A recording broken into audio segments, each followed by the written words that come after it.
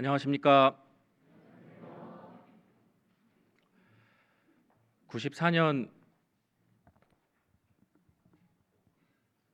94년 2월 20일에 구원받은 김보성 형제입니다. 하나님의 은혜로 교회 가운데 거하며 지금은 서울 은평교회에서 교제하고 있습니다. 먼저 일산교회 형제 자매님들과 함께 이렇게 말씀을 가지고 교제할 수 있도록 인도해 주신 하나님께 감사드립니다. 그리고 주 안에서 일산교회 형제 자매님들 사랑합니다. 저는 어린 시절 구원받았습니다. 그때는 부모님 손에 이끌려 제 마음과 의지보다는 부모님 손에 이끌려 다니는 신앙 생활이었습니다. 그런데 제가 나이를 먹고 세상을 살면서 많은 사람들을 만나보고 사회생활을 하는 가운데 제가 받은 구원이 얼마나 크고 값지다라는 것을 크고 나서 알게 되었습니다. 그리고 전국 각 지역과 세계 각 나라에서 복음을 전하느라 수고하시는 모든 형제 자매님들의 그 수고와 헌신이 정말 값지고 감사한 것이라는 것을 알게 되었습니다. 주님이 맡겨주신 이 일산 지역과 인근 지역을 위해 또 복음을 전하느라 수고하시는 일산교회 형제 자매님들에게 먼저 감사하다라는 말씀을 전하고 싶습니다. 함께 기도하겠습니다.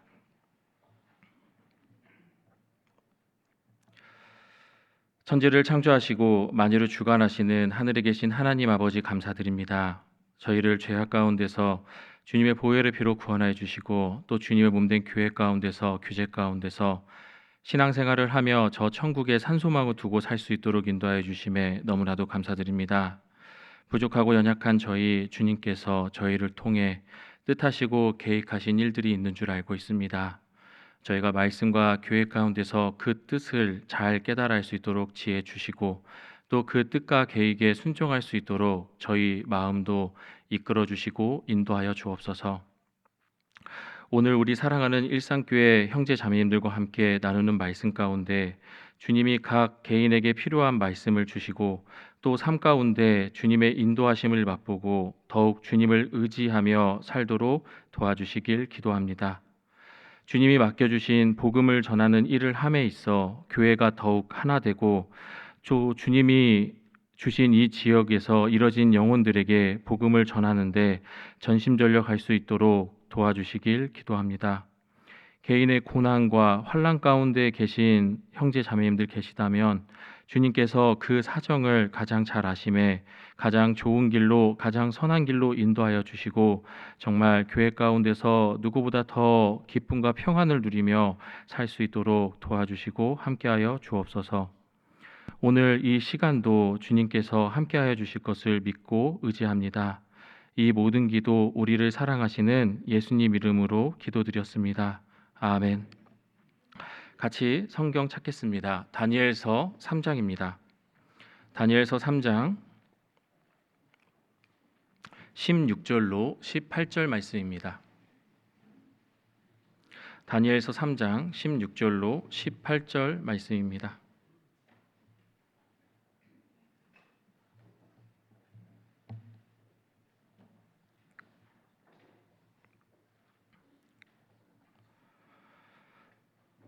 찾았으면 함께 천천히 읽도록 하겠습니다. 사드락과 메삭과 아벳느고가 왕에게 대답하여 가로되 느부갓네살이여 우리가 이 일에 대하여 왕에게 대답할 필요가 없나이다. 만일 그럴 것이면 왕이여 우리가 섬기는 우리 하나님이 우리를 극렬히 타는 풀무 가운데서 능히 건져내시겠고 왕의 손에서도 건져내시리이다. 그리 아니하실지라도 왕이여 우리가 왕의 신들을 섬기지도 아니하고 왕의 세우신 금신상에게 절하지도 아니할 줄을 아옵소서. 복음의 말씀을 듣고 믿음으로 구원받은 우리 그리스도인들은 광야와 같은 신앙생활을 하고 있습니다. 그 광야와 같은 신앙생활을 함에 있어 필요한 마음의 예산들이 있습니다. 많은 예산들이 있지만 오늘은 이 다니엘서에 기록되어 있는 세 친구 사드락과 메삭과 아벳느고의 행함을 통한 예산을 우리가 한번 상고해 보겠습니다. 18절에 보면 그리 아니하실지라도라고 하는 이 예산은 주님이 내 상황을 더 낫게, 내 상황을 더 좋게 해주시지 않는다 하더라도 하나님을 선택하는 신앙의 정절이 더 중요하다라는 고백을 할 수 있는 예산입니다. 항상 다니엘의 새 친구로서의 조연의 모습의 이 새 친구가 오늘은 이 새 친구를 통해 이들의 믿음이 어떠했는지, 어떠한 신앙을 가지고 살았는지를 한번 보고자 합니다. 이 본문은 3장은 책갈피로 잡아두시고 다니엘서 1장 1절을 보겠습니다.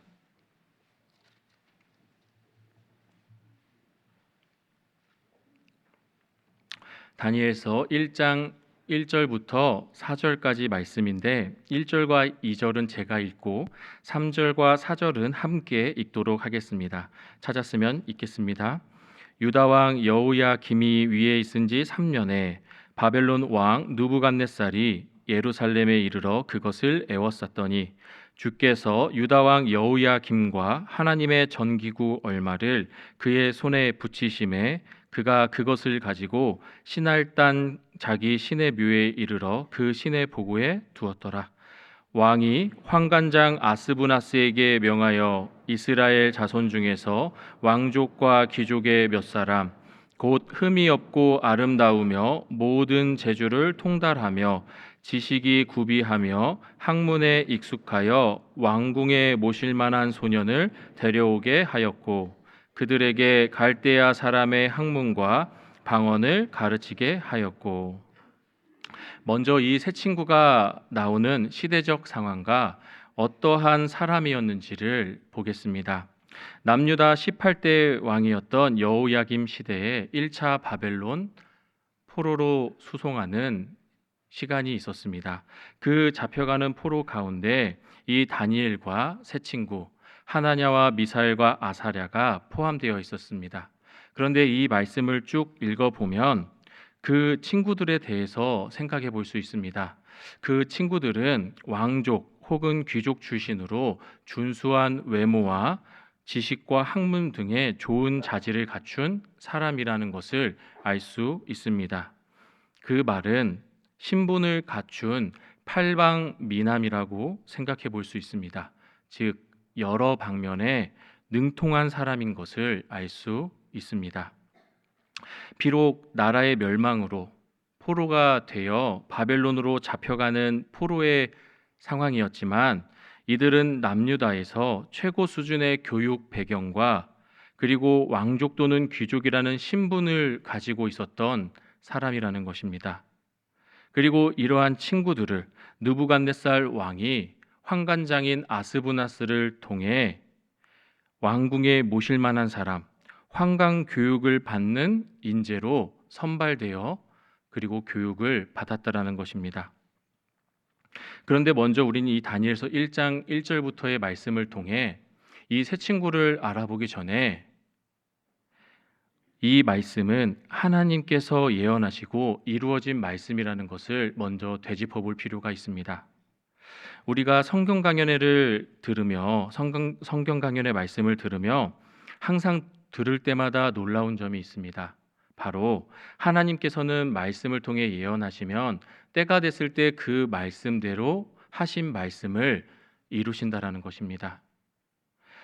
그렇게 말씀대로 성취한다라는 것이 놀라운 일이고 하나님의 전지전능하심을 깨닫는 하나의 증거로 우리는 알 수 있다라는 것입니다. 하나님께서는 예언하시고 이루신다는 사실을 이 다니엘서 1장 초반절을 봤을 때도 우리는 알 수 있습니다. 이사야서 39장을 한번 찾아보겠습니다. 이사야서 39장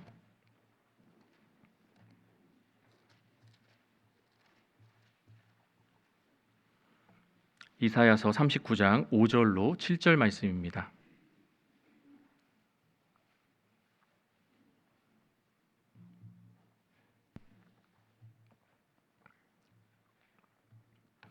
이사야서 39장 5절로 7절 말씀 찾았으면 함께 읽겠습니다. 이사야가 히스기야에게 이르되 왕은 만군의 여호와의 말씀을 들으소서. 보라, 날이 이르리니 내 집에 있는 모든 소유와 내 열조가 오늘까지 쌓아둔 것이 모두 바벨론으로 옮긴 바 되고 남을 것이 없으리라. 여호와의 말이니라. 또 내게서 날 자손 중에서 몇이 사로잡혀 바벨론 왕궁의 환관이 되리라 하셨나이다. 이 이사야서는 BC 680년, BC 730년경부터 BC 680년경 사이에 기록된 말씀입니다. 이사야 선지자가 남유다 왕인 히스기야에게 예언을 하는 장면을 읽었습니다. 내 모든 소유와 내 열조가 오늘까지 쌓아둔 것이 모두 바벨론으로 옮긴 바 되고 남을 것이 없으리라. 또 내게서 날 자손 중에서 몇이 사로잡혀 바벨론 왕궁의 환관이 되리라 하셨나이다. 이 예언의 말씀이 약 BC 600년경, 우리가 읽었던 다니엘서가 진행되고 기록되었던 시점인 BC 600년경에 말씀 그대로 이루어졌습니다. 이사야 예언의 문자 그대로 다니엘 시대에 성취되었다라는 것을 우리는 말씀을 보고 알 수 있습니다. 성경의 모든 예언은 하나님의 신실하심을 바탕으로 반드시 이루어진다라는 것을 알 수 있다라는 것입니다.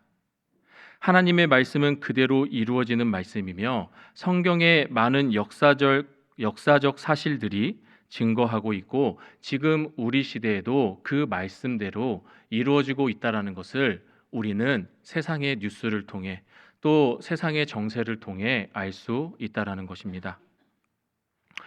삶을 살다 보면 우리 사람들은 이 말하고 저 말하고 많은 말들을 하고 많은 약속들을 하며 살아갑니다. 우리 사람들은 어제와 오늘이 다르고 오늘과 내일이 다를지언정 하나님께서는 한 번 하신 말씀은 하나님의 때가 되었을 때 분명히 그대로 이루어진다라는 것을 알 수 있다라는 것입니다. 민수기 23장 19절에는 이렇게 말씀이 기록되어 있습니다. 하나님은 인생이 아니시니 시건치 않으시고 인자가 아니시니 후회가 없으시도다. 어찌 그 말씀하신 바를 행치 않으시며 하신 말씀을 실행치 않으시랴. 하나님은 사람이 아니시니 시건치 않으시고 하나님은 사람이 아니시니 거짓말하지 않으시고 사람이 아니시니 후회가 없으시도다. 사람이 아니시니 마음을 바꾸지 않는다라는 것입니다. 즉 사람처럼 상황이나 그런 여건에 따라 변덕을 부리는 것이 아니라 계획을 번복하시는 것이 아니라 그대로 이루신다라는 것입니다. 우리가 지금 배우고 있는 또 우리가 알고 있는 이 세상의 지식들은 완전하다라고 할 수 있는 것들이 몇 개 없을 것 같습니다. 우리가 알고 있는 지식들도 대중적이고 지금의 과학 기술과 그리고 증명이 된 정보들을 통해서 확인이 된 지식일 뿐입니다. 하지만 언제든 새로운 사실들이 확인되고 발견되면 우리가 그동안 배우고 알아왔던 지식들도 변한다라는 것을 알게 하는 것이 이 세상의 지식들이라는 것입니다. 태양계 행성들의 예만 보더라도 그렇습니다. 제가 어렸을 때는 이 태양계 행성을 배울 때 이렇게 배웠습니다. 수, 금, 지, 화, 목, 토, 천, 해, 명. 맞습니까? 아마도 예라고 하신 분들은 저와 같은 교육 과정을 배우신 형제 자매님들이실 것 같습니다. 그런데 저도 얼마 전에 알았는데 이 태양계 행성이 바뀌었습니다. 제가 어렸을 때는 분명 9가지 행성, 수, 금, 지, 화, 목, 토, 천, 해, 명까지 배웠는데 2006년도에 이 마지막 행성인 명왕성이 행성의 조건을 다 갖추지 못했다라는 이유로 그 태양계 행성에서 제명당했습니다. 그래서 지금 우리 학생들은 명왕성이 빠진 8개 행성이 태양계 행성이라고 배우고 있습니다. 맞습니까? 네. 우리가 알고 있던 지식들이 많이 변할 수 있다라는 것입니다. 그리고 우리가 성경 강연회에서도 듣는 말씀들 중에 토끼는 되새김질을 하지 않았는데 되새김질을 하는 것을 알게 된 사건. 그리고 혀의 미각이 우리가 각각 부위별로 맛을 느낀다라고 학창 시절에는 배웠지만 실질적으로는 우리 혀의 모든 맛을 느낄 수 있다라는 것. 이 세상의 지식들이 어떻게 보면 사람의 지식은 우리가 증명 가능한 범위 안에서 지식일 뿐이라는 것입니다. 언제든지 새로운 가설과 증명이 된다라면 바뀔 수 있는 것이 이 세상의 지식이라는 것입니다. 이사야 14장 24절을 찾아보겠습니다. 이사야 14장 24절입니다.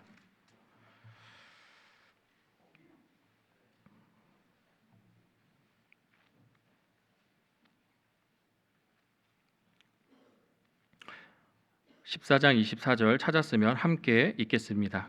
만군의 여호와께서 맹세하여 가라사대 나의 생각한 것이 반드시 되며 나의 경영한 것이 반드시 이루리라. 만군의 여호와께서 맹세하여 가라사대 나의 생각한 것이 반드시 되며 나의 경영한 것이 반드시 이루리라. 생각한 것에 해당되는 원어적인 의미는 마음속에 계획하고 의도하다라는 의미를 가지고 있습니다. 그리고 경영한 것에 해당되는 원어적 의미는 계획을 구체적으로 실행하다라는 의미를 가지고 있습니다.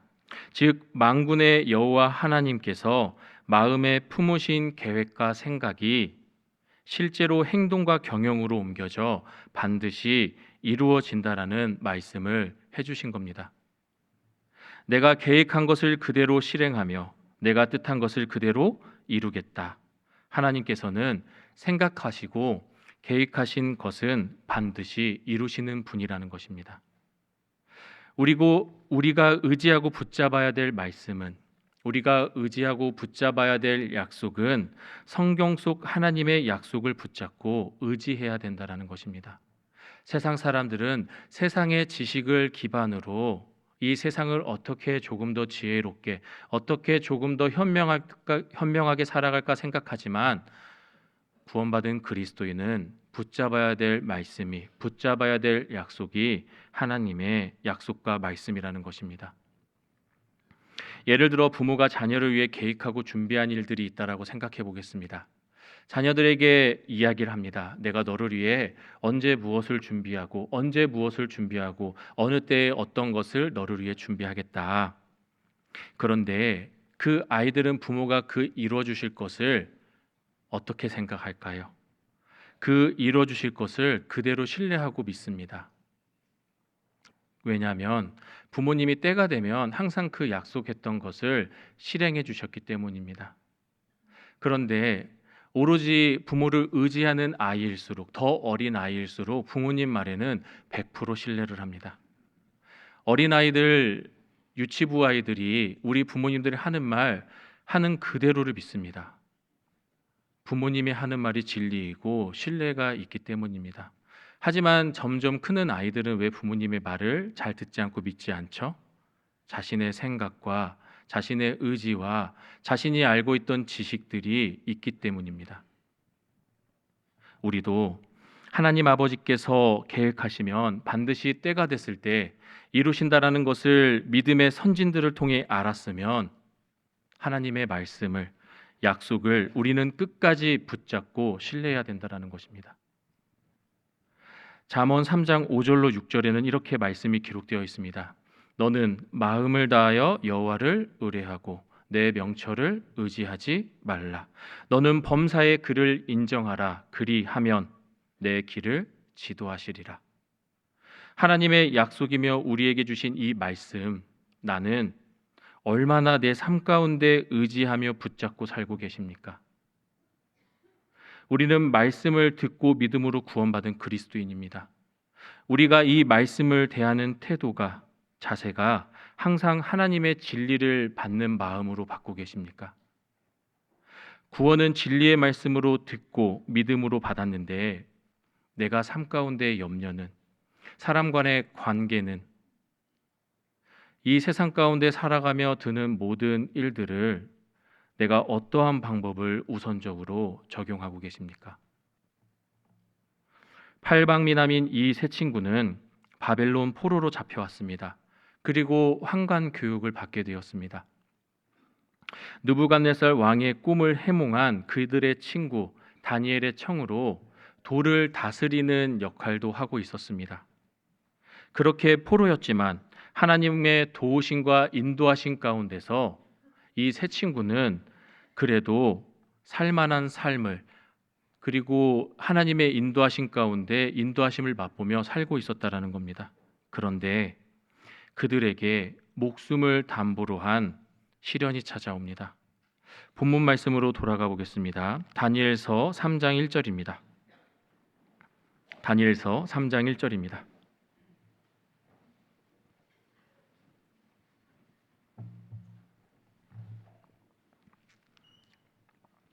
찾았으면 함께 읽겠습니다.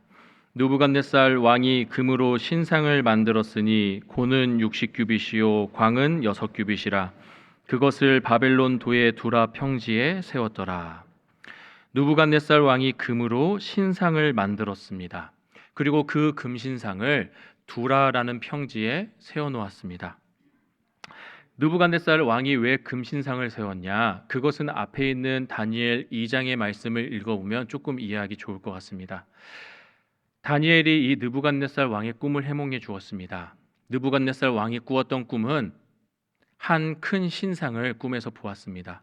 머리는 정금이고 어깨와 배는 은이고 배와 넓적다리는 동이고 그리고 다리는 철이고 발은 철과 진흙으로 된 큰 금신상을 보았습니다. 그리고 그 꿈 가운데 다니엘이 해몽해 주었던 내용은 하나님께서 앞으로 어떻게 역사를 이끌어 가실지를 대한 예언과도 같은 해몽이었습니다. 금신상, 금머리는 바벨론을 의미했고, 그리고 가슴과 어깨를 해당하는 은은 메데파사 제국을 해당했고, 그리고 그 다음은 헬라 제국, 그리고 로마 제국 순으로 나라가 이어질 것을 하나님께서 역사를 그렇게 주관하시겠다라는 내용이었습니다. 이에 정금머리였던 바벨론 제국 느부갓네살 왕은 자신의 나라, 이 정금과도 같은 자신의 나라가 계속해서 끝까지 가기를 바라는 마음이었던 것 같습니다. 그래서 그 큰 근신상을 세워놓고 이 바벨론 시대가 계속해 가기를 바라는 마음으로 행했다라는 것입니다. 그리고 이 신상의 크기는 고는 60규빗이요 높이는 60규빗이요 광은 6규빗이라. 넓이는 6규빗의 큰 금신상이었습니다. 그런데 여기서 규빗이란 단위, 우리 형제자매님들 많이 들어본 단위지 않습니까? 어디서 들어보셨습니까? 노아의 방주. 네, 노아의 방주에서 나왔던 단위입니다. 이것을 우리 시대의 수치로 환산해서 생각해 보겠습니다. 60규빗. 이것은 27m 정도가 해당됩니다. 6규빗은 2.7m 정도가 해당되겠죠. 그럼 이게 얼마나 큰 금신상이냐? 우리 시대에는 주변에 너무나 많은 아파트들이 있습니다. 이 아파트 높이로 환산해 봤을 때 9층에서 10층 높이의 금신상인 겁니다. 우리가 9층에서 10층 멀리서 보면 작게 보일 수 있지만 가까이 가서 한번 보십시오. 고개를 위로 올려다 봐야 될 만큼 엄청나게 높은 높이입니다. 그러한 금신상을 어디에 세웠냐? 바로 두라라는 평지에 세웠다라는 것입니다. 아마도 이 두라라는 평지에 세운 것은 이 큰 금신상을 누구나 잘 볼 수 있도록 세웠던 것으로 보입니다. 만약에 건물들이 있는 시내 가운데에 금신상을 세웠다라면 건물들에 가려서 이 금신상에 보이지 않을 수도 있고, 또 주변의 건물들 때문에 이 금신상의 크기가 어느 정도인지 위험적으로 다가오지 못했을 것입니다. 그리고 이 금신상 앞에서 행하는 모든 행사들을 치룰 때 많은 백성들을 모아놓고 하는 행사를 함에 있어서도 제한되었기 때문에 두라라는 평지에 세웠던 것으로 보입니다. 그러니까 시내가 아니라 아무것도 없는 이 바벨론 남동쪽 10km 지점에 있는 두라라는 평지에 이 금신상을 세웠다라는 것입니다. 누구나 어디서든 보고 절을 할 수 있도록, 절을 할 수 있는 최적의 조건으로 세워놓은 겁니다. 그리고 느부갓네살 왕은 이제 동상이나 기념비를 세우고 난 뒤에 행하는 낙성 예식을 통해 모든 백성들에게 선포합니다. 다니엘서 3장 5절로 6절 말씀입니다. 다니엘서 3장 5절로 6절 말씀 제가 읽어드리겠습니다. 너희는 나팔과 피리와 수금과 사명금과 양금과 생황과 및 모든 악기 소리를 들을 때에 엎드리어 느부갓네살 왕의 세운 금신상에게 절하라. 누구든지 엎드려 절하지 아니하는 자는 즉시 극렬히 타는 풀무에 던져 넣으리라 하매. 새 친구 사드락과 메삭과 아벳느고는 이제 어려운 선택을 해야 되는 시간이 찾아왔습니다. 그런데 그 어려운 선택이 그냥 하는 선택이 아니라 목숨을 걸어야 하는 선택을 해야 되는 시간이 찾아왔습니다. 왜 이들에게 이것이 시련이고 어려움이었을까요? 남유다 왕족이나 귀족이었던 이 세 친구는 하나님이 택하신 민족 이스라엘 사람입니다.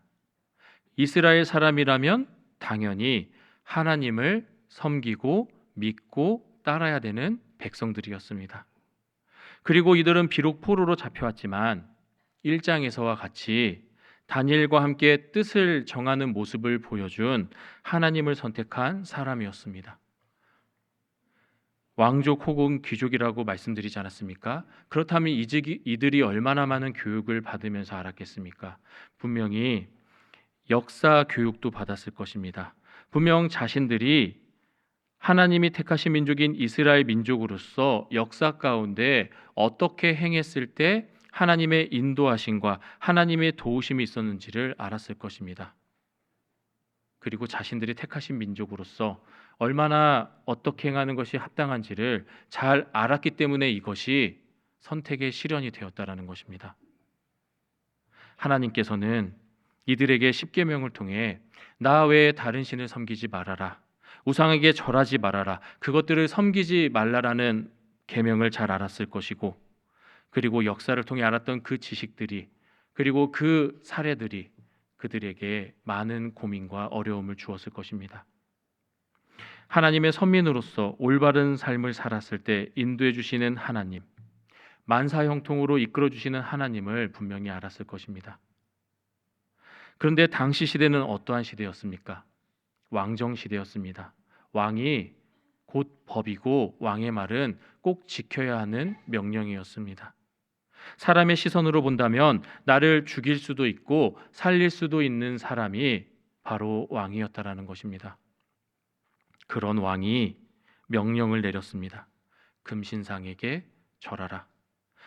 절을 하지 않으면 풀무에 던져 넣겠다.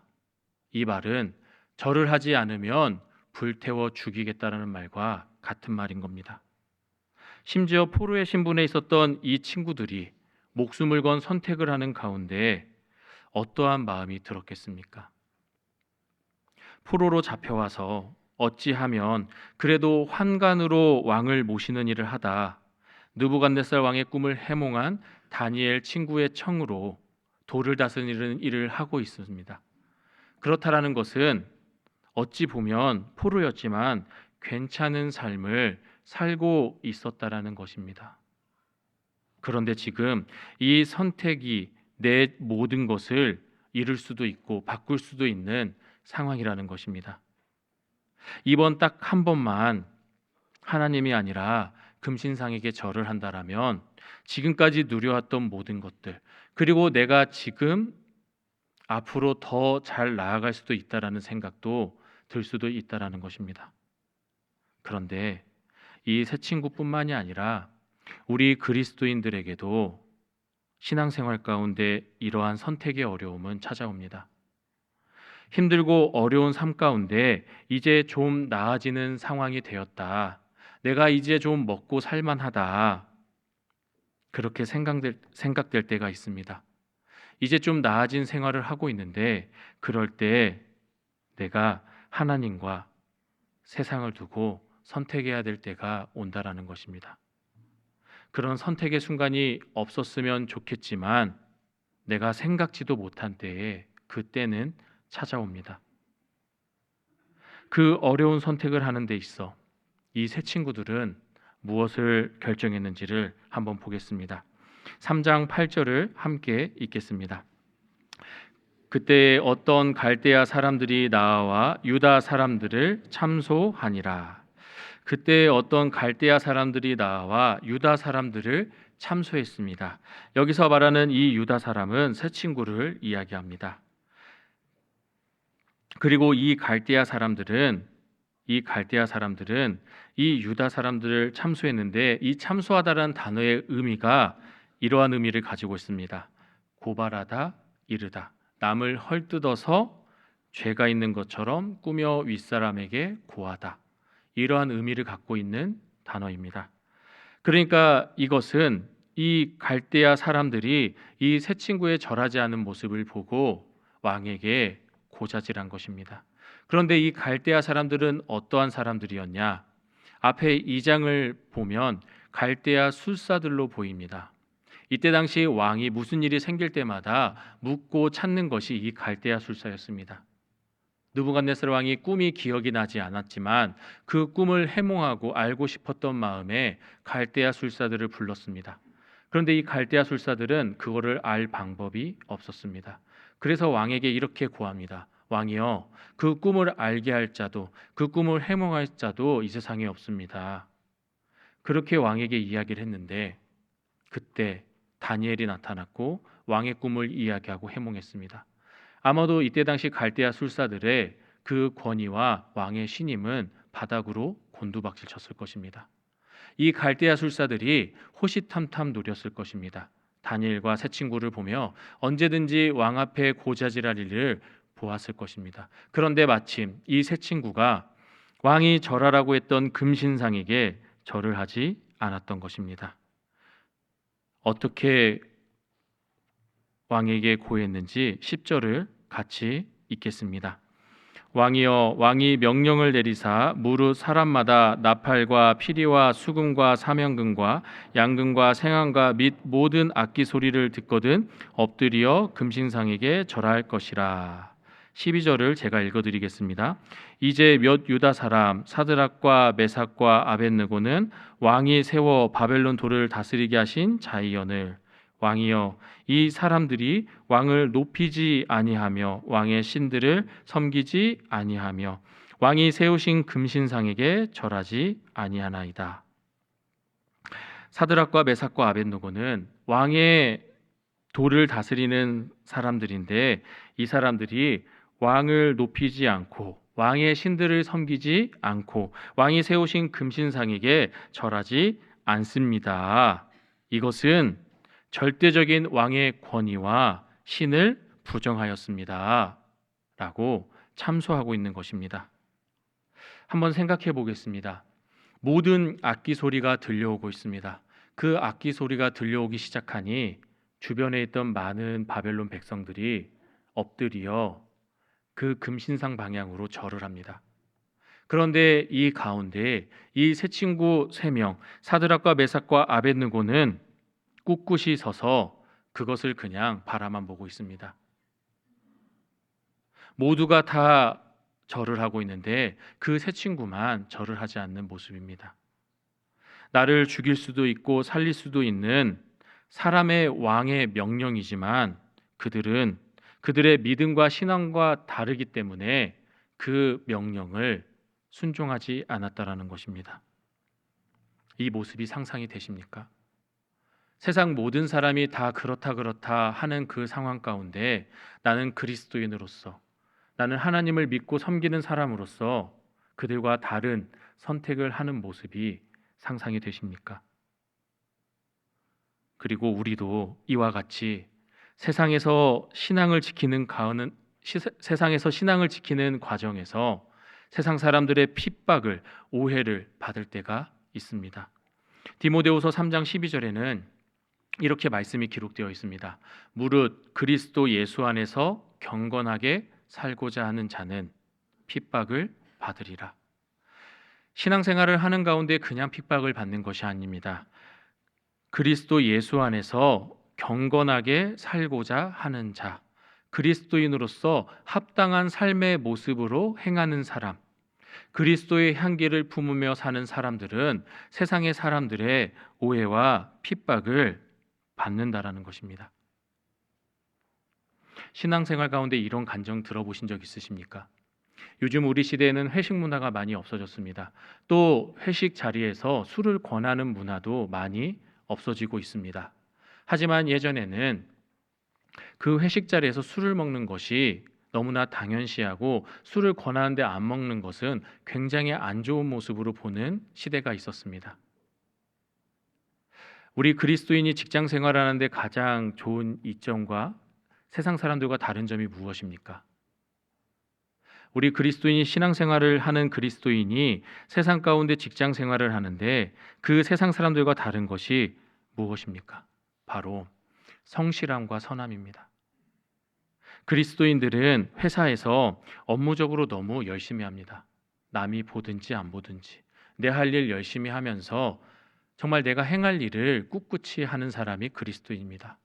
그러다 보니까 직장에서 인정도 받고 다른 세상 사람들보다 더 승승장구하는 경우가 많습니다. 세상 사람들은 그 모습을 보면서 항상 시기질투합니다.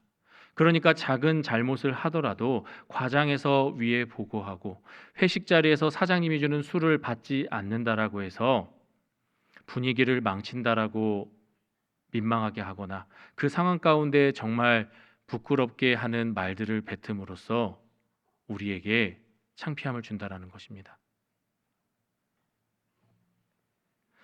우리가 이같이 그리스도 예수 안에서 경건하게 살고자 하는 자는 그리스도인으로 세상의 핍박을 받는 것이 당연하다라는 것입니다.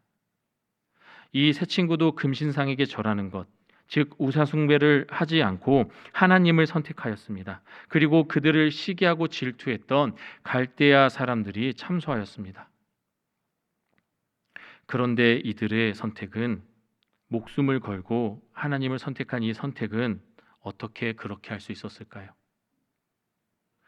이 친구들은 배운 대로, 가르침을 받은 대로, 역사를 통해 깨달은 대로 처음부터 철저하게 지킨 믿음이고 신앙이었습니다.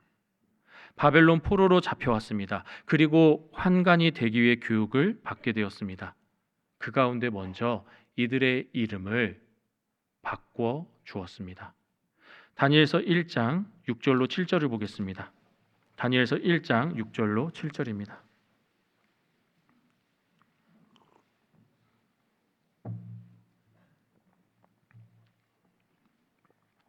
함께 읽겠습니다. 그들 중에 유다 자손 곧 다니엘과 하나냐와 미사엘과 아사랴가 있었더니 환관장이 그들의 이름을 고쳐 다니엘은 벨드사살이라 하고 하나냐는 사드락이라 하고 미사엘은 메삭이라 하고 아사랴는 아벳느고라 하였더라. 원래 사드락과 메삭과 아벳느고의 진짜 이름은 하나냐와 미사엘과 아사랴였습니다. 하나냐, 여호와께 사랑받는 자. 미사엘, 하나님은 은혜로우시다. 아사랴, 하나님은 나의 도움이시다라는 뜻을 갖고 있는 하나님과 연관된 이름이었습니다. 그런데 그들의 이름을 바벨론식 이름으로, 바벨론의 우상들과 관계된 이름으로 바꾸었습니다. 사드락, 태양신에 의해 조명을 받는 자. 메삭, 너는 이스탈신이다. 아벳느고, 너는 느고신의 종이다. 이들의 이름을 하나님과 연관된 이름에서 이방 나라의 신에 연관된 이름으로 바꾸었지만 그들의 신앙은 변함이 없었다라는 것입니다. 우리나라도 일제강점기 시대 때 우리나라가 원치 않았던 정책을 행했던 것이 하나 있습니다. 바로 창씨 개명, 일본식 성명 강요라고 하는 사건이 있었습니다. 일본식 이름으로 그때 당시에 어른들은 다 개명을 시켰습니다. 왜냐하면 그것은 민족의 정통성과 민족의 뿌리를 흔들고 무너뜨리기 위해 하는 정책이었습니다. 하지만 너무나 감사하게도 우리 선조들도 이름은 개명하였지만 우리 대한민국의 민족의 뿌리와 정체성은 잘 지켜주어서 우리가 지금도 한국인으로서 살고 있지 않습니까? 이 세 친구도 이름은 개명되었지만 그들의 신앙은 변함이 없었다라는 것입니다. 왕족 또는 귀족으로서 지식이 구비하여 학문에 익숙한 사람으로서 그들은 뜻을 정하고 남유다에서 배운 그대로 행하는 철저하게 지킨 신앙이며 믿음이었다라는 것입니다. 다니엘서 1장 8절을 제가 읽어드리겠습니다. 다니엘은 뜻을 정하여 왕의 진미와 그의 마시는 포도주로 자기를 더럽히지 아니하리라 하고 자기를 더럽히지 않게 하기를 환관장에게 구하니. 붙잡혀 와서 이들은 왕의 진미와 포도주로 더럽히지 않았습니다. 그때 당시에 왕의 음식에는 제사 음식도 있었고 이스라엘 민족에게 하나님께서 먹어라 먹지 말라 했던 정한 짐승과 부정한 짐승들도 섞여서 요리가 되어 있었습니다. 그러니까 이들은 육신의 즐거움과 정말 음식을 먹는 기쁨보다는 하나님의 말씀을 순종함으로써 그 말씀을 지키고자 했던 마음으로 뜻을 정하고 왕의 진미와 포도주를 거절했다라는 것입니다. 비록 이름은 바뀌었지만 그들의 신앙과 믿음은 변함이 없었다라는 것입니다. 11절로 12절을 함께 읽겠습니다. 환관장이 세워 다니엘과 하나냐와 미사엘과 아사랴를 감독하게 한 자에게 다니엘이 말하되 청하오니 당신의 종들을 열흘 동안 시험하여 채식을 주어 먹게 하고 물을 주어 마시게 한 후에 그리고 이들에게 이러한 결과가 나타났습니다. 14절로 15절도 함께 읽겠습니다. 그가 그들의 말을 쫓아 열흘을 시험하더니 열흘 후에 그들의 얼굴이 더욱 왕의 진미를 먹는 모든 소년보다 나아 보인지라. 그 결과 그 가운데서 하나님께서 인도하여 주신다는 것을 보고 알게 되었습니다. 이들은 먼저 앞선 사건 가운데 맛보았다라는 것입니다. 또 하나님의 뜻 가운데 이런 말씀대로 행하는 그 뜻을 정하고 배운 그대로 행할 때 여호와께서는 선하심으로 맛보게 하여 주셨고 그에게 피하는 것이 복이 있다라는 것을 알게 해 주셨다라는 겁니다. 이 세 친구 말고도 세 친구와 같이 여호와의 선하심을 맛본 인물이 성경에 있습니다. 바로 다윗입니다. 시편 34편도 한번 찾아보겠습니다. 시편 34편입니다.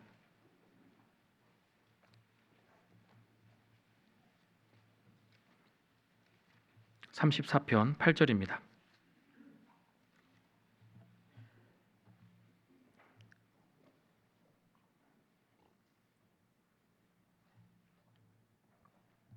(34편 8절) 찾았으면 함께 읽겠습니다. 너희는 여호와의 선하심을 맛보아 알지어다. 그에게 피하는 자는 복이 있도다. 다윗이 아비멜렉 앞에서 미친 척하다가 쫓겨나서 지은 시입니다. 다윗이 죽음 앞에 놓인 그 순간 가운데 그 목숨을 잃을 수밖에 없는 상황 가운데 놓였을 때 하나님께 구하고 응답하여 주심으로 그 건짐을 받은 다음에 지은 시입니다. 너희는 여호와의 선하심을 맛보아 알지어다. 분명 우리 사랑하는 일상교회 형제 자매님들도 신앙생활 가운데 배웠던 말씀을 마음에 두고 삶 가운데 믿음을 갖고 행했을 때 하나님의 도우심과 인도하심을 맛보셨을 것입니다. 내가 크고 작은 선택 가운데서 하나님을 향한 올바른 선택을 했을 때 인도해 주시는 것을 직접적으로 맛보셨을 때도 있고 형제 자매님들의 간증을 통해 간접적으로 맛보셨을 때도 있었을 것입니다. 이 세 친구도 맛보았다라는 것입니다. 하나님을 선택했을 때 도우심과 그 인도하심을 맛보았다라는 것입니다. 채식과 물을 먹었지만 왕의 진미를 먹었던 그 어떤 소년보다 자신들이 아름답고 살이 더욱 윤택하다라는 것을 맛보고 알았다라는 것입니다. 그리고 이들은 이 목숨을 건 선택 가운데 하나님을 선택했고 다시 한번 왕 앞에 끌려가 선택을 할 수 있는 상황에 놓이게 됩니다. 본문 말씀 다니엘서 3장으로 돌아가 보겠습니다. 다니엘서 3장 15절로 17절입니다.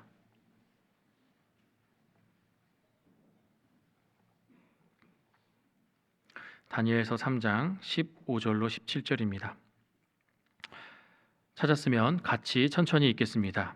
이제라도 너희가 예비하였다가 언제든지 나팔과 피리와 수금과 상명금과 양금과 생황과 및 모든 악기 소리를 듣거든 내가 만든 신상 앞에 엎드려 절하면 좋거니와 너희가 만일 절하지 아니하면 즉시 너희를 극렬히 타는 풀무 가운데 던져 넣을 것이니 능히 너희를 내 손에서 건져낼 신이 어떤 신이겠느냐. 사드락과 메삭과 아벳느고가 왕에게 대답하여 가로되 느부갓네살이여 우리가 이 일에 대하여 왕에게 대답할 필요가 없나이다. 만일 그럴 것이면 왕이여 우리가 섬기는 우리 하나님이 우리를 극렬히 타는 풀무 가운데서 능히 건져내시겠고 왕의 손에서도 건져내시리이다. 우리는 이 말씀 가운데 두 가지를 엿볼 수 있습니다. 먼저는 느부갓네살 왕이 한 번 더 기회를 주었다라는 것을 알 수 있습니다. 사실 그 위에 아까 읽었던 3장 6절 말씀 하반절을 보면 이렇게 기록되어 있습니다. 절하지 아니하는 자는 즉시 극렬히 타는 풀무에 던져 넣으리라 하매. 분명 절하지 않는 자 즉시 극렬히 타는 풀무에 던져 넣는다라고 말씀했습니다. 그런데 15절을 보면 한 번 더 기회를 받은 것을 알 수 있다라는 겁니다. 왕의 명을 거역한 포로인데 한 번 더 기회를 주었다. 이제라도라는 말은 앞으로는 지금부터라도 절을 하면 살려주겠다라고 제안을 한 것입니다. 어느 이유인지 정확히는 모릅니다. 하지만 포로의 신분이었음에도 불구하고 준수한 외모와 지식을 갖추어 있는 이 세 친구들이 한 번 더 기회를 받았다라는 것은 분명 마음에 든 사람이었기 때문입니다. 왕이 죽이기에는 아까운 인재였기 때문에 이 세 친구들을 바로 풀무로 던져 넣은 것이 아니라 한 번 더 기회를 준 것으로 보입니다. 포로였지만 다니엘의 청으로 도의를 다스렸지만 이들은 본인에게 주어진 일을 맡겨진 일을 성심성의껏 현명하고 지혜롭게 행한 사람들이었습니다. 비록 즉시 극렬히 타는 풀무에 던져넣는다고 했던 이 느부갓네살 왕도 이제라도 앞으로라도 너희가 예비하였다가 절하면 좋겠다. 우리도 그리스도인으로서 합당한 삶의 모습을 통해 세상 사람들에게 보여줘야 됩니다. 비록 세상에서 부단히 싸우며 복음을 전하고 있는 신앙생활을 하고 있지만 그렇게 행하는 가운데서 내가 다른 사람들과는 다르다라는 것을, 그리스도인으로서 세상 사람들과는 다르다라는 것을, 구별된 사람이라는 것을 보여주고 인정받아야 된다라는 것입니다. 많은 형제자매님들 가운데 회사 생활 또 사업하시는 그 부분에 있어서도 신앙생활을 잘 하시는 분이 직장에서도 인정받고 그 하시는 사업도 잘 되는 모습을 볼 때가 많이 있습니다.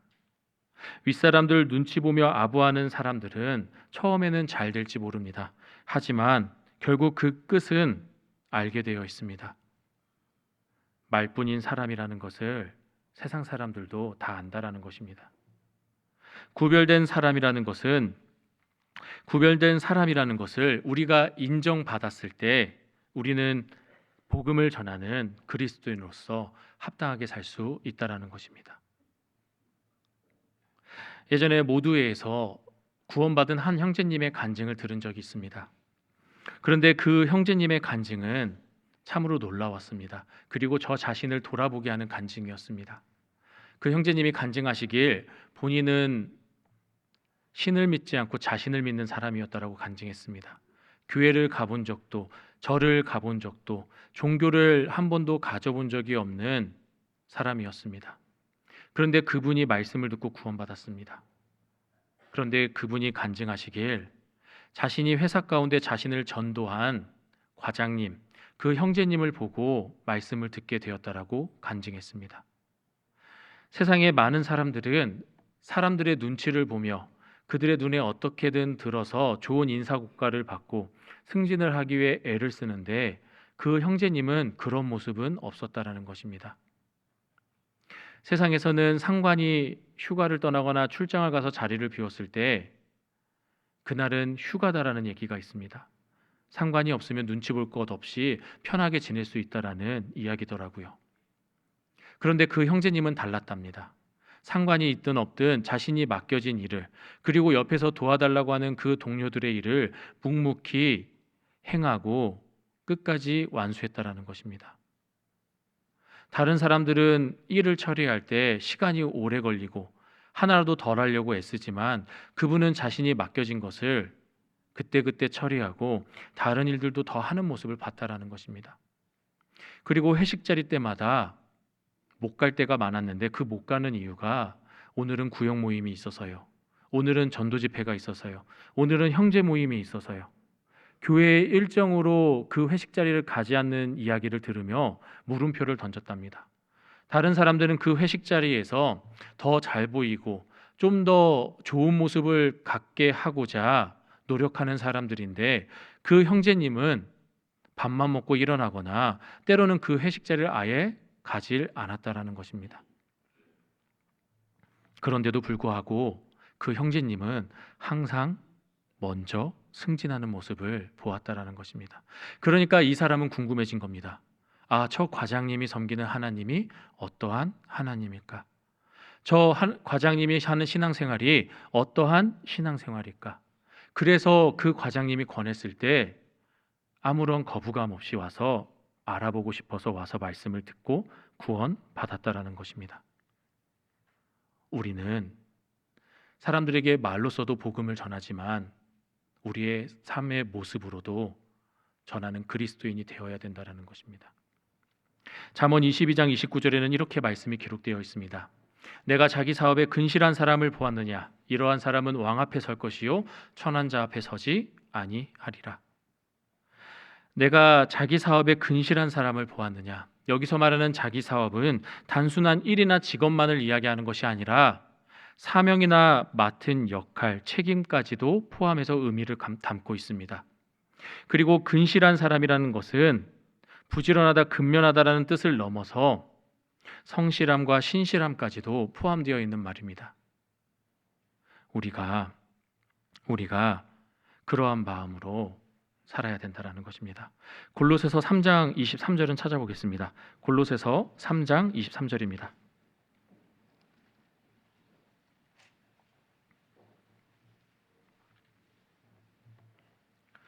골로새서 3장 23절로 24절입니다.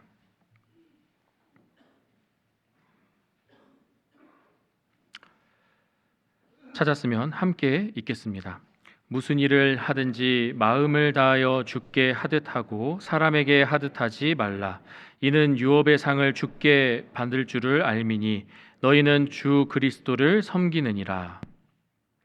분명 이 세 친구들은 자신들이 다스리는 도의 일을 함에 있어 느부갓네살 왕에게 충성하는 마음으로 하지 않았을 것입니다. 물론 그 마음은 있다 하더라도 두 번째, 세 번째 우선순위 가운데 마지막의 마음일 수 있습니다.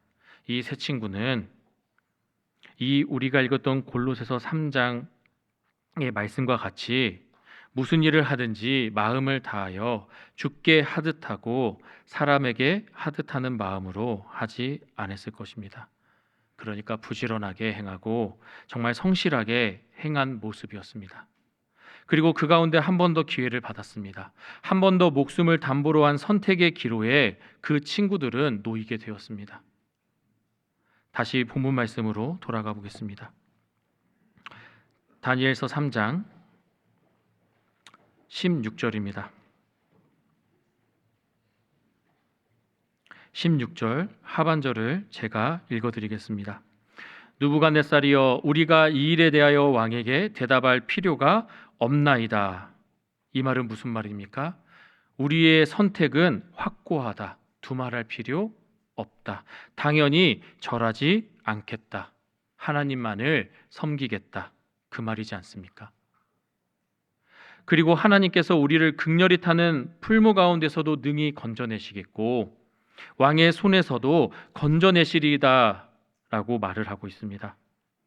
하지만 여기서 성경의 기록이 끝나버리면 자칫 잘못하면 조건부 신앙이 될 수도 있습니다. 그래, 우리가 이러한 가운데 주님을 선택하면 분명 주님은 구해주시고 도움 주시고 함께 해주실 거야. 내가 선택했으니 도와주실 거야. 나의 신앙 뒤에 따라오는 주님의 도우심을 마치 당연한 것으로 여기는 조건부 신앙이 될 수 있다라는 것입니다. 3장 18절을 같이 읽겠습니다. 그리 아니하실지라도 왕이여 우리가 왕의 신들을 섬기지도 아니하고 왕의 세우신 금신상에게 절하지도 아니할 줄을 아옵소서. 그리 아니하실지라도 우리는 금신상에게 절을 하겠다 안 하겠다. 어느 것이죠? 안 하겠다입니다. 우리는 두말할 것 없이 금신상에게 절을 하지 않겠습니다. 그럴 것이면 우리 하나님께서 우리를 극렬히 타는 풀무 가운데서 능히 건져내시겠고 왕의 손에서도 건져내실 겁니다. 하지만 그리 아니하실지라도 건져주시지 않더라도 구해주시지 않더라도 우리는 절하지 않겠습니다.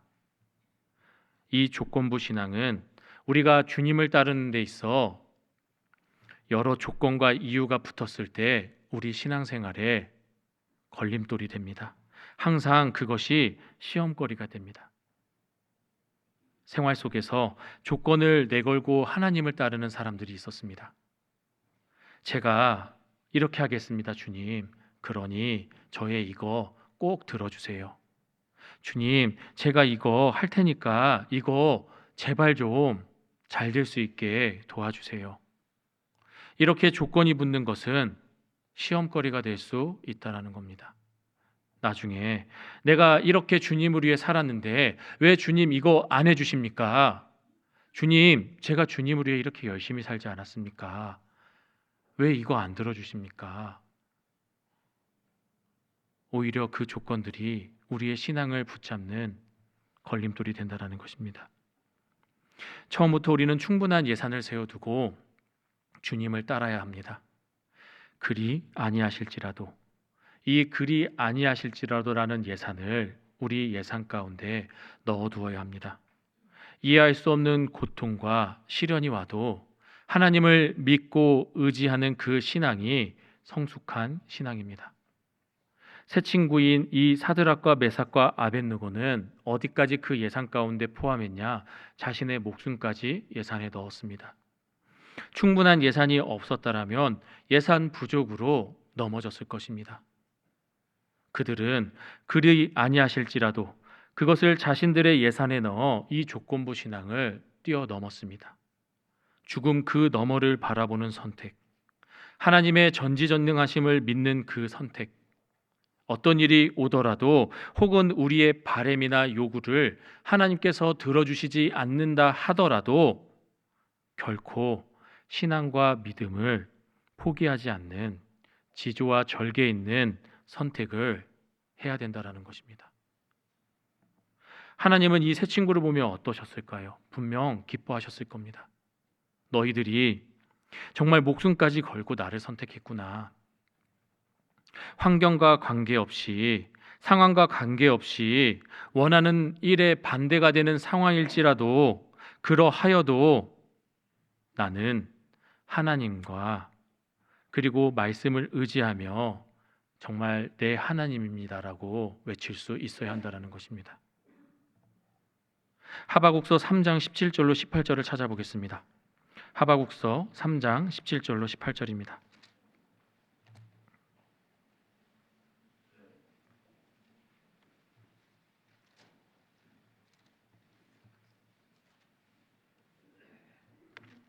하바국서 3장 17절로 18절입니다.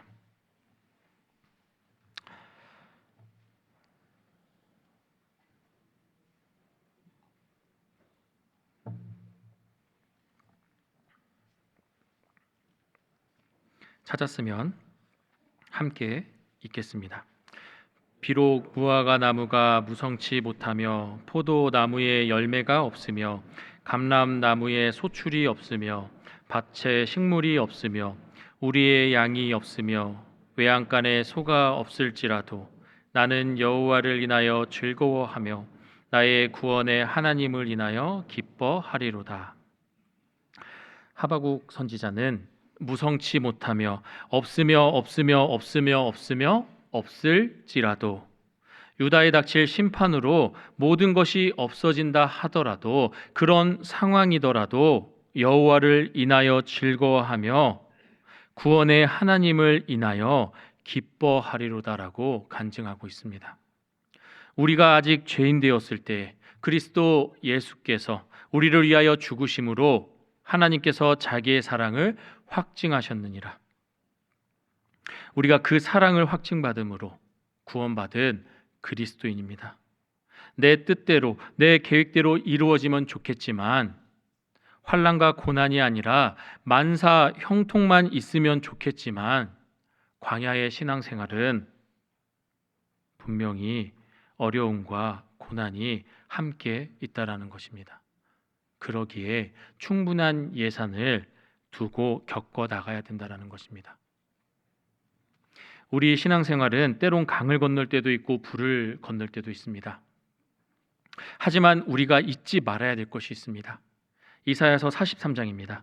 이사야서 43장 2절입니다.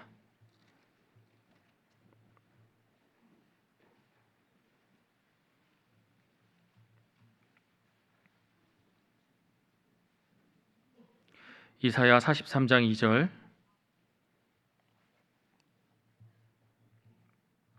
찾았으면 함께 읽겠습니다.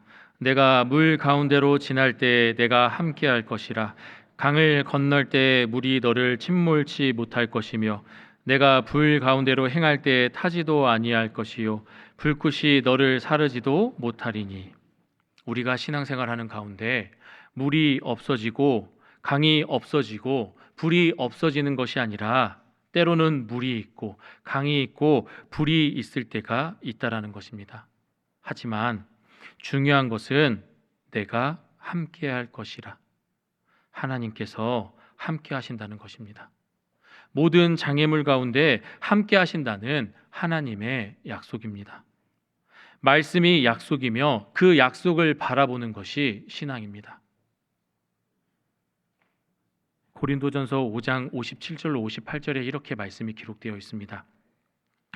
우리 주 예수 그리스도로 말미암아 우리에게 이김을 주시는 하나님께 감사하노니 그러므로 내 사랑하는 형제들아 경고하며 흔들리지 말며 항상 주의 일에 더욱 힘쓰는 자들이 되라. 이는 너희 수고가 주 안에서 헛되지 않은 줄을 알미니라.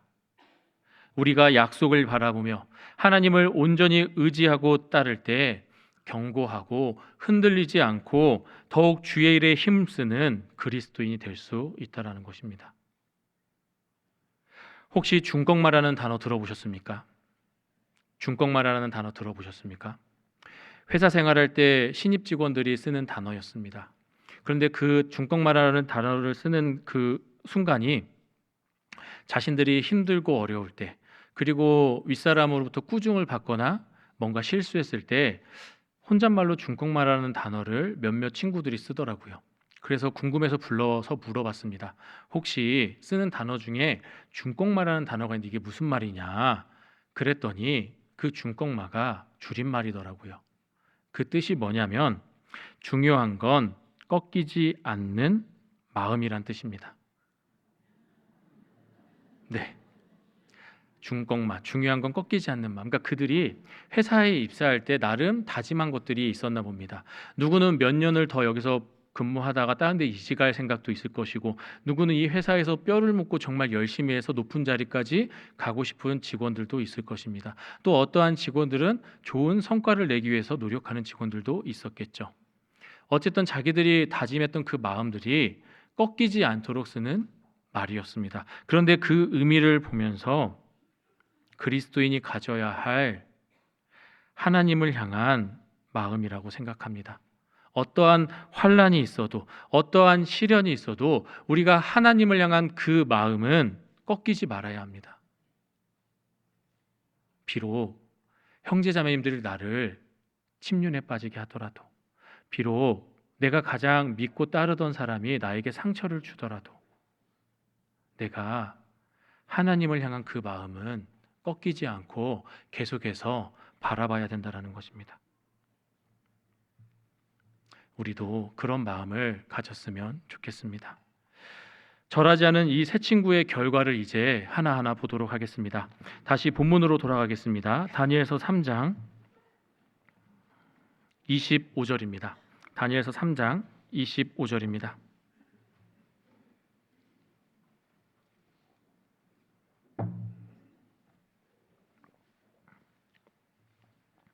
다니엘서 3장 25절 찾았으면 함께 읽겠습니다. 왕이 또 말하여 가로되 내가 보니 결박되지 아니한 네 사람이 불 가운데로 다니는데 상하지도 아니하였고 그 넷째 모양은 신들의 아들과 같도다 하고, 세 친구가 왕에게 복종하고 두 번째 받았던 그 상황 가운데 절을 했다라면 더 평탄한 길을 갔을 수도 있을 것입니다.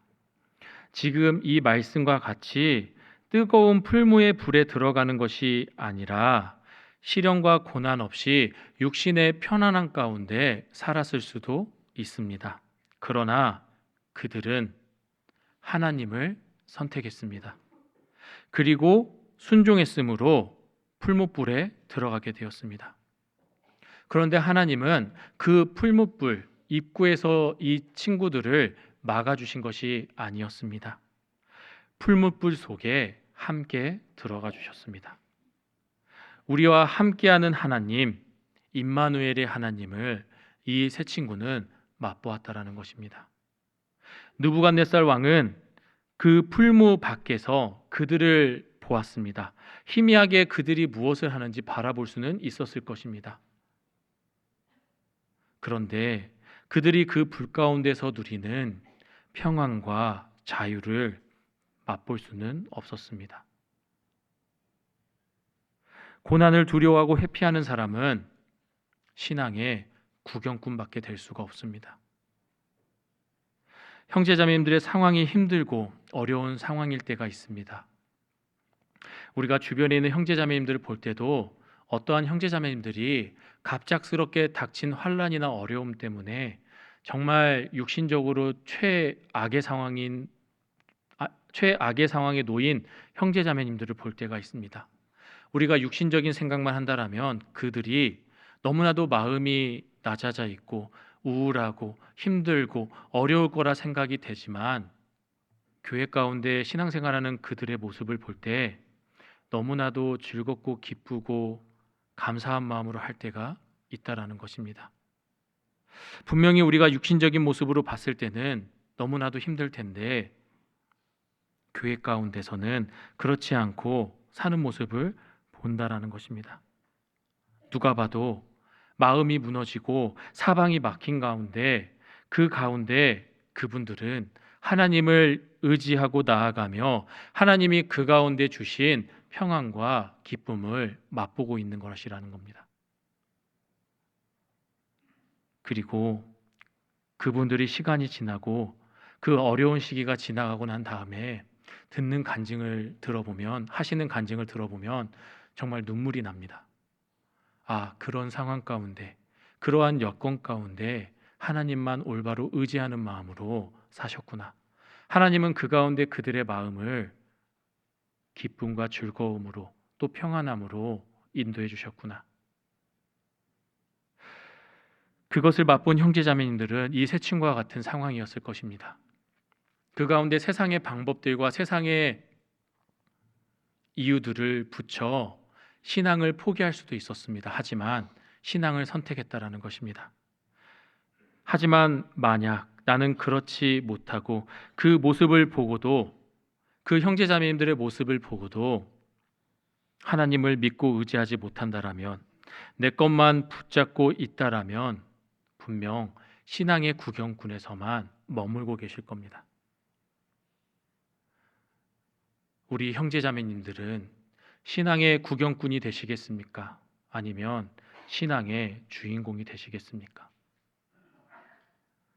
이사야 43장 읽었던 2절 말씀에 분명히 말씀하셨습니다. 내가 함께 할 것이라. 하나님이 그 상황 가운데 함께 해주신다라는 약속이 있었습니다. 그러면 우리는 그 약속을 믿고 나아가면 되는 것입니다. 우리의 신앙생활 가운데 물을 지날 때가 있고 강을 건널 때가 있고 불을 지날 때가 있습니다. 그 어려움과 고난을 막아주시지 않고 겪게 할 때가 있다라는 것입니다. 하지만 정말 중요한 것은 우리가 항상 있는 것은 하나님께서 나와 함께 하신다라는 것입니다. 우리가 그것을 결코 잊으면 안 됩니다. 이사야 41장 10절에는 이렇게 기록되어 있습니다. 두려워 말라 내가 너와 함께 함이니라. 놀라지 말라 나는 내 하나님이 됨이니라. 내가 너를 굳세게 하리라. 참으로 나의 의로운 오른손으로 참으로 너를 도와주리라. 참으로 나의 의로운 오른손으로 너를 붙들리라. 나와 함께 해주셔서 나를 도와주시고 붙들어 주시는 하나님을 믿고 의지하고 나아가면 분명 도와주시고 붙들어 주실 겁니다. 바다 위를 걸었던 베드로가 주님만 보고 나아갈 때는 바다 위를 걸었습니다. 하지만 바람이 불고 파도가 일렁이는 것을 보고 그것을 보고 베드로는 물에 빠졌습니다. 우리도 이 세상 가운데 세상의 풍파와 사람들의 시선을 의식해서 주님을 놓는 것이 아니라 끝까지 주님이 그리 안해 주신다 할지라도 의지하고 나아가는 신앙의 그리스도인이 되었으면 좋겠습니다. 다시 본문 다니엘서 3장 27절을 보겠습니다. 다니엘서 3장 27절입니다.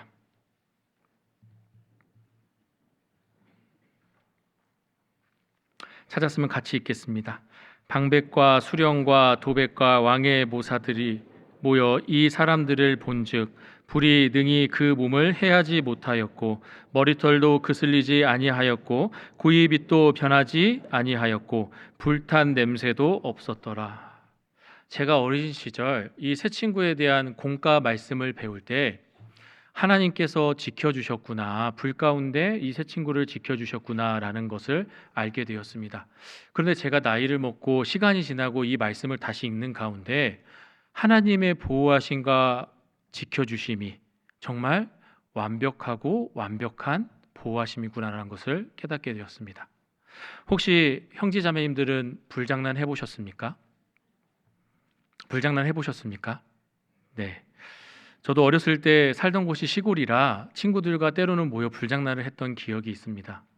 그런데 불장난을 하면 항상 두 부류의 친구로 나뉩니다. 한 부류는 직접 그 나무들을 모아가지고 불을 지피고 그 불을 계속해서 이렇게 살리는 친구의 무리가 있고, 한 무리는 언제든지 도망갈 수 있게 주변에 서서 바라만 보는 친구들이 있습니다. 저는 두 번째였습니다. 바라만 보고 언제든지 도망갈 수 있는. 그런데 항상 그렇게 멀리서 불을 바라보고 구경을 하고 집에 들어갑니다. 그런데 제가 집에 들어가면 저는 불을 지피지 않았기 때문에 털이 그슬리지도 않았고 뭔가 불이 제 몸에 닿지 않았는데, 너무나 신기하게도 어머니는 불장난한 것을 아셨습니다. 그래서 항상 불장난하고 들어가면 밤에 이불에 지도 그린다라는 말을 하셨습니다. 물론 지도를 그린 건 아닙니다. 그런데 그 상황이 왜 더 완벽한 보호라는 걸 느꼈냐? 제가 불을 지피는 사람이 아니고 멀리서 보는 사람이었음에도 불구하고 불냄새가 몸에 배었다라고 했습니다. 그런데 지금 우리가 읽었던 27절의 말씀 끝에는 불탄 냄새도 없었다라고 말씀하는 겁니다. 그 말은 하나님께서 이 새 친구를 얼마나 완벽하게 지켜주셨는지를 말씀하는 겁니다. 그리고 한 가지 더 생각해 보면, 이때 당시에 이 풀무불을 왕이 이 새 친구들이 거역했을 때 포로 주제에 한 번 더 준 기회임에도 불구하고 얼마나 괘씸했겠습니까? 그래서 불을 7배나 뜨겁게 했습니다. 위에 말씀을 보면 19절을 보면 풀무를 뜨겁게 하기를 평일보다 7배나 뜨겁게 하라고 했습니다. 그러면 이 불이 얼마나 뜨거웠겠습니까? 이 새 친구를 붙들고 데려가는 그 사람들마저 태워 죽일 만큼 뜨거운 불이었다라는 겁니다. 그 불 가운데 하나님은 이 새 친구를 보호해 주셨다라는 겁니다. 그런데 그 가운데, 그 풀무 가운데 들어갔을 때 불에 탄 것이 딱 한 가지 있었습니다. 그것이 무엇이냐? 그들을 결박했던 밧줄뿐이었습니다. 불꽃은 그들의 믿음과 신앙은 태울 수가 없었습니다. 고난은 면하거나 피해가는 것이 아니라 통과하고 극복하는 것입니다. 새 친구는 손발을 결박당한 채 풀무 속에 던져졌지만 도리어 그 가운데서 그 결박했던 밧줄이 불에 타고 오히려 그 가운데서 시련과 환란이 나를 덮칠지라도 주님이 함께 계시는 그 상황 가운데 도리어 참된 자유와 평안을 누리게 됐다는 것입니다. 우리도 하나님께서 보호해 주시고 지켜주시는 것을 맛봤으면 알아야 한다는 것입니다. 그리고 느부갓네살 왕이 하나님을 찬송하고 조서를 내리는 사건이 발생합니다. 다니엘서 3장 28절입니다. 28절을 같이 읽겠습니다. 느부갓네살이 말하여 가로되 사드락과 메삭과 아벳느고의 하나님을 찬송할지로다. 그가 그 사자를 보내사 자기를 의뢰하고 그 몸을 버려서 왕의 명을 거역하고 그 하나님 밖에는 다른 신을 섬기지 아니하며 그에게 절하지 아니한 종들을 구원하셨도다. 이 느부갓네살 왕이 하나님을 찬송합니다. 근데 이 느부갓네살 왕이 어떤 사람이었냐? 3장 15절 끝부분을 보면 이렇게 말했습니다. 너희를 극렬히 타는 풀무 가운데에 던져 넣을 것이니 능히 너희를 내 손에서 건져낼 신이 어떤 신이겠느냐. 이 느부갓네살 왕은 사실 하나님을 설만히 말했던 왕이었습니다. 지금 이 내뱉은 말은 어떤 말입니까? 자신이 그 어떤 신보다도 더 높다라는 이야기입니다. 어떤 신이 내 손에서 너희를 건져내겠냐? 그것을 이야기하는 왕이었습니다. 그런데 그 왕이 어찌 보면 다니엘이 꿈을 해몽했을 때도 하나님을 알았던 그 왕이 이제는 하나님이 어떠한 분인지를 확실히 깨닫게 되었다는 겁니다. 신이 신임을 증명하는 가장 중요한 증거가 무엇인지 아십니까? 신이 신이라는 것을 증명하는데 가장 정말 중요한 증거가 무엇인지 아십니까? 바로 구원입니다. 구원할 수 있는 신이 진정한 신입니다. 이 땅 가운데 하나님을 제외한 사람들이 믿는 그 우상들 가운데 구원할 수 있는 신이 있습니까? 하나님만이 구원하실 수 있는 진정한 신이라는 것입니다.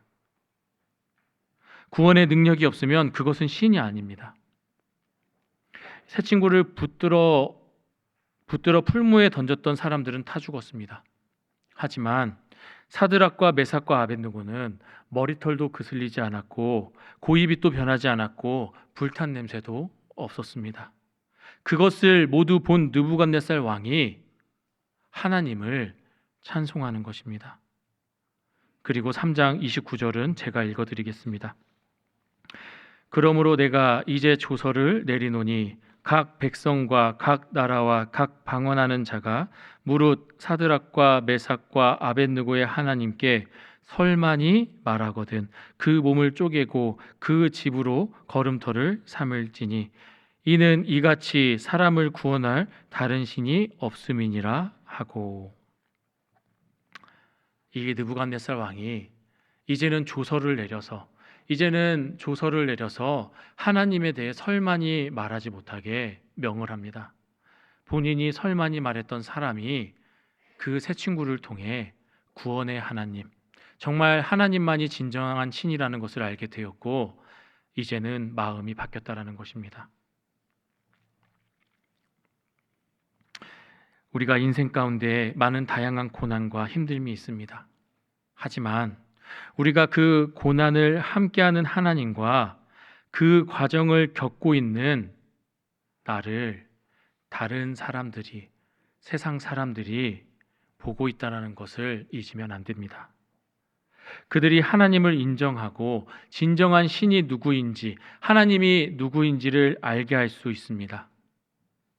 우리의 삶의 모습을 통해 알 수 있다라는 것입니다.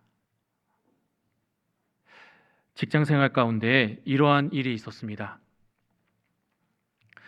제가 회식 자리에서 술을 먹지 않으니까 옆에 있던 한 과장님이 이렇게 물었습니다. 아유, 김 대리, 왜 술 안 먹어? 아, 예, 저는 하나님을 섬기는 사람이고 구원받은 그리스도인입니다. 안 먹습니다. 그랬더니 그 과장님이 저에게 이렇게 얘기했습니다. 뭐라고 얘기했냐? 자네 주님을 섬기네. 나도 주님을 섬기는데, 그러면서 술잔을 보여주더라고요. 근데 그 말을 들을 때 너무나 기분이 나빴습니다. 왜냐하면 내가 섬기는 하나님을, 나를 구원해 주신 하나님을 정말 보잘것없는 음식에 비유한 거지 않습니까? 너무나 마음이 상했습니다. 근데 그렇다고 해서 제가 거기서 뭘 할 수 있는 상황은 아니었어 가지고 그냥 마음속에 담아두고 그렇게 살았는데, 어느 날 이제 일요일 날 출근을 해야 되는 상황이 있었습니다. 정말 중요한 프로젝트가 있어서 그거를 조금 정리해야 돼서 일요일 날도 출근을 해야 되는 상황이었습니다. 근데 이제 저희 팀장님께 가서 이야기를 했습니다. 팀장님, 저는 일요일 날 교회를 가야 돼서 제가 필요하면, 제 할 일이 있다라면 그 일정 마치고 저녁이라도 일요일 날 나와서 일을 하겠습니다. 그러니까 저는 그렇게 좀 하겠습니다. 했더니 팀장님이 알겠다고 이야기를 했습니다. 근데 이제 그 과장님, 저를 보며 그렇게 무시했던 과장님이 본인도 약속이 있었는지 팀장님께 가서 이야기합니다. 저도 교회를 가야 됩니다. 저도 저녁에 와서 김대리랑 같이 일하면 안 되겠습니까? 이렇게 얘기를 하는 겁니다. 근데 팀장님이 정말 통쾌하게 얘기해 주셨습니다. 아니, 김대리는 누가 봐도 교회 가고 이런 일들이 있을 때마다 어떻게 하는지를 보는 사람인데, 자네는 술도 먹고 담배도 피고 교회 간다라는 걸 전혀 느낄 수가 없다. 하나님을 믿는 사람이라는 걸 볼 수 없다. 그 얘기를 하고 출근해라라고 얘기하셨습니다. 제가 근데 그 상황 가운데 얼마나 통쾌했는지 아십니까? 우리의 신앙생활은 그런 신앙생활인 것 같습니다. 때로는 내가 하는 그 신앙생활이, 내가 겪는 이 상황이 정말 너무나 힘들고 어려운 상황이라 하더라도 하나님은 그것을 어떻게 바꿔주실지 모른다라는 것입니다. 삶 가운데 우리의 신앙과 믿음을 통해 하나님을 전하는 그리스도인이 되어야 합니다. 다니엘서 3장 30절을 또 같이 읽겠습니다. 왕이 드디어 사드락과 메삭과 아벳느고를 바벨론 도에서 더욱 높이니라. 결국 이 세 친구는 바벨론 도에서 더 높아졌습니다. 결국 성도의 모든 고난과 시련은 우리를 높여주시는 도구가 되고 더 큰 영광을 주시려는 기회가 된다라는 것입니다. 2장 끝부분을 보면 다니엘의 청으로 다스리는 권세를 얻었지만, 이 시련과 고난을 통해 하나님께서는 더 높여주셨다라는 것입니다. 세 친구는 이 땅 가운데 절대 권력을 가진 왕을 두려워한 것이 아니었습니다. 하나님을 의지하였습니다. 하나님의 말씀을 붙잡았습니다. 그리고 하나님께서 높여주셨습니다. 사람을 두려워하면 올무에 걸리게 되거니와 여호와를 의지하는 자는 안전하리라. 우리가 잠언에서도 항상 보는 말씀이지 않습니까? 사람을 두려워하면 올무에 걸리게 되거니와 여호와를 의지하는 자는 안전하리라. 이 세 친구는 사람을 두려워한 것이 아니라 하나님을 의지했습니다. 이 안전하리라라는 단어의 원어적인 의미를 보면 높여주다라는 의미도 갖고 있습니다. 하나님을 의지하면 하나님이 높여주십니다. 세상의 주권자, 최고 권력자인 왕의 명령을 두려워한 것이 아닌 여호와 하나님을 의지했습니다. 하나님은 보호해 주시고 높여 주신다 말씀을 통해, 또 믿음의 선진들을 통해 우리에게 약속해 주셨습니다. 우리가 또 이렇게 살 수 있는 것은 먼저 주님을 봤을 때 우리는 알 수 있습니다. 우리가 내 삶의 어려움과 깨어짐은 항상 예수님을 보여주는 통로가 된다는 것을 알아야 됩니다. 나는 날마다 죽고 내 안에 예수님이 사시도록 내 자리를 내어드리는 삶을 사는 것이 그리스도인의 삶입니다. 마태복음 26장을 보면 예수님께서 하나님께 구한 것이 있습니다.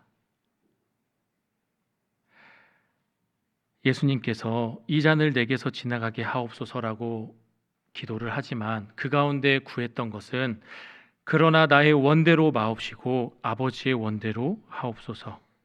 그리고 이 잔이 내게서 지나갈 수 없거든 아버지의 원대로 되기를 원하나이다. 예수님께서는 구원을 위한 자신의 그 희생이 얼마나 힘들고 어려운지를 알았습니다. 하지만 주님은 하나님께서 그리 아니하실지라도 이 잔을 옮겨주시지 않는다 하더라도 그 구원을 위해 모든 것을 내어주셨다라는 것입니다. 하나님의 뜻이라면 온전히 순종하셨다라는 것입니다. 그런 주님께 내 자리를 내어드리는 것이 합당하지 않겠습니까? 우리 혹시 야광 팔찌 보신 적 있으십니까? 긴 막대로 되어 있는 야광 팔찌, 꺾으면 빛이 나는, 기억나십니까? 사람들은 그 야광 팔찌를 보면 그 야광 팔찌의 플라스틱을 보고 신기해하는 것이 아닙니다. 그 야광 팔찌를 꺾었을 때 빛이 나지 않습니까? 그 나는 빛을 보고 신기해합니다.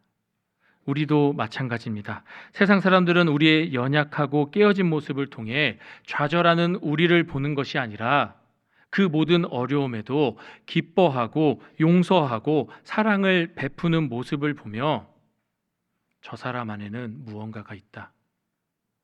저 사람 안에는 무언가 특별한 것이 있구나. 저 삶이 예수님의 능력으로 행해지는 삶이구나. 그렇게 깨닫게 되는 것입니다. 다시 본문 말씀 다니엘서 3장 16절로 18절을 함께 읽겠습니다. 다니엘서 3장 16절로 18절입니다. 같이 천천히 읽겠습니다. 사드락과 메삭과 아벳느고가 왕에게 대답하여 가로되 느부갓네살이여 우리가 이 일에 대하여 왕에게 대답할 필요가 없나이다. 만일 그럴 것이면 왕이여 우리가 섬기는 우리 하나님이 우리를 극렬히 타는 풀무 가운데서 능히 건져내시겠고 왕의 손에서도 건져내시리이다.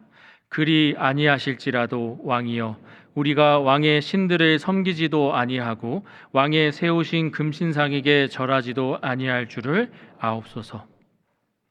새 친구 하나냐와 미사엘과 아사랴의 그리 아니하실지라도의 이 예산이 우리의 예산이 되었으면 좋겠습니다. 함께 기도하겠습니다.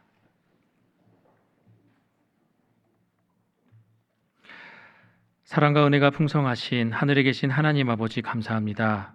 오늘 이렇게 함께 모여 같은 말씀을 듣고 같은 마음을 품을 수 있도록 인도하여 주시고 또 오늘 함께 상고한 말씀이 우리 삶 가운데 이루어지는 믿음이 될 수 있도록 도와주시고 인도하여 주옵소서. 비록 함께하나 함께하지 못한 형제 자매님들도 어디에 계시든지 이 교제를 잊지 않도록 도와주시고 정말 계신 그곳에서 그리스도인으로서 합당한 삶의 모습으로 주님의 영광을 나타내는 시간이 되도록 도와주시길 기도합니다. 주님과 더욱 동행하는 일상교회 형제 자매님들에 되어 한마음 한뜻으로 더욱 나아가게 하시고 또 먹든지 마시든지 무엇을 하든지 하나님께 영광을 돌리는 삶을 살게 도와주시고 인도하여 주옵소서. 전국 각지에서 복음을 전하는 형제 자매님들과 또 해외에서 복음을 위해 수고하시는 선교사님 또 형제 자매님들 모두에게 영육간의 강건함을 주시고 또 축복하여 주셔서 복음을 전하고 교회를 세우고 하나 되게 하는데 부족함이 없도록 도와주시고 채워주시길 기도합니다. 또 오늘 이후에 있을 모든 일정도 주님께서 함께하여 주시고 인도해 주실 것을 믿고 의지합니다. 이 모든 기도 우리를 사랑하시는 예수님 이름으로 기도드렸습니다. 아멘.